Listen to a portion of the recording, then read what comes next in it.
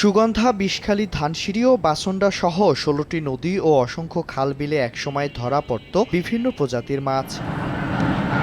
মিঠা পানির ইলিশ ও দেশীয় প্রজাতির মাছের জন্য প্রসিদ্ধ ঝালকাঠির এসব প্রাকৃতিক জলাশয় অবাধে পোনা নিধন হওয়ায় দিন দিন কমছে মাছের সংখ্যা। এক শ্রেণীর অসাধু জেলেরা কারেন্ট জাল, চরগড়া সহ সূক্ষ্ম জালের ফাঁদ দিয়ে মাছ শিকার করায় হুমকির মুখে মৎস্য সম্পদ। প্রশাসনের নজর এড়াতে রাতের বেলা গ্রাম ও শহরের অলিগলিতে বিক্রি হচ্ছে কয়েক হাত ঘুরে।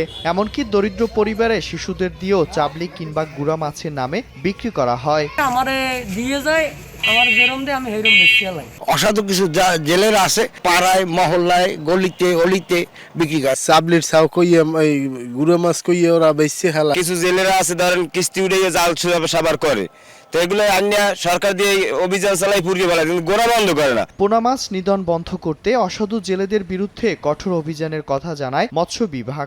এই মাছ বিশেষ করে যাতে ভালোভাবে রক্ষা করা যায়, এজন্য আমরা বিশেষ করে পুলিশ, প্রশাসন এবং অন্যান্য সংস্থা যারা জড়িত আছে, আমরা সবাই মিলে কঠোর হস্তে এবং এই ঝালকাঠি জেলার মৎস্য সম্পদ রক্ষা করব। মৎস্য বিভাগের তথ্য মতে জেলায় মাছের বার্ষিক চাহিদা প্রায় ১৩,৩৩২ মেট্রিক টন, যা সিংহভাগই প্রাকৃতিক জলাশয় ও চাষে উৎপাদিত মাছে চাহিদা পূরণ হয়।